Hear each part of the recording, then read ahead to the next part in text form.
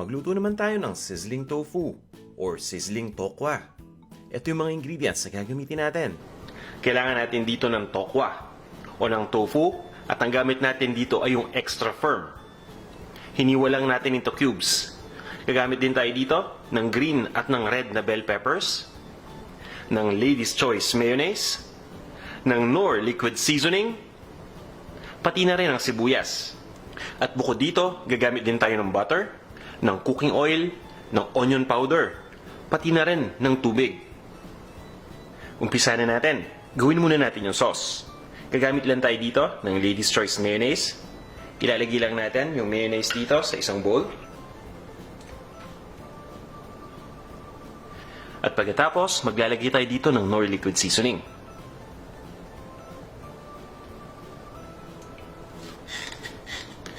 Itong Knorr liquid seasoning at itong mayonnaise nakakapagpasarap talaga dito sa ating sizzling tofu. Dahil yung lasa nito dito nagmumula. At bukod dito, lalagyan pa natin ito ng onion powder. Pati na rin ng tubig. Once na papagsama-sama na natin lahat ng mga ingredients para dun sa sauce, hahaluin lang natin ito mabuti. Itutuloy lang natin ang paghalo hanggang sa maging smooth na yung texture. Pagkatapos, isi-set aside muna natin ito. Magpapainit lang tayo dito ng mantika. At once na mainit na itong mantika, unti-unti nating ilalagay dito yung tokwa para maprito.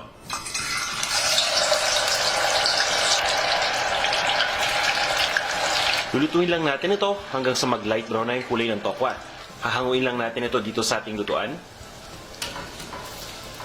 Gumagamit lang ako dito ng kitchen strainer para mas madali. At pagkatapos ay ilalagay ko lang ito sa plato na mayroong paper towel. Nung sa ganun ay ma-absorb yung excess na mantika.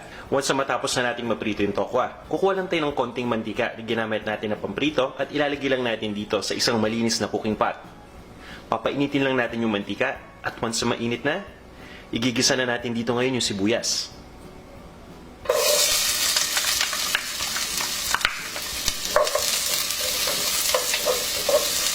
Lulutuin lang natin ito sandali at pagkatapos ilalagay na natin yung red and green bell peppers.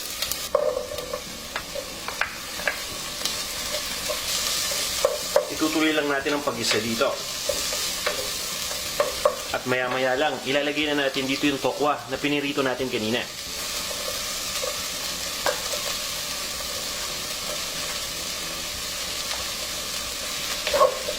At pagkatapos, ilalagay natin yung kalahati ng sauce na ginawa natin.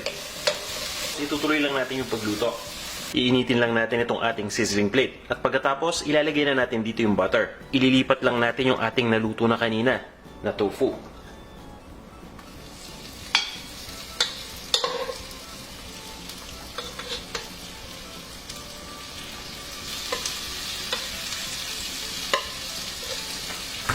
At pagkatapos, ilalagay na natin dito yung sauce. Ito yung sauce na natira kanina.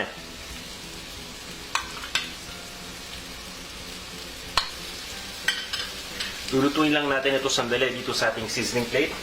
At pagkatapos nating maluto mabuti, pwede na natin itong i-serve. Ito na ang ating sizzling tofu.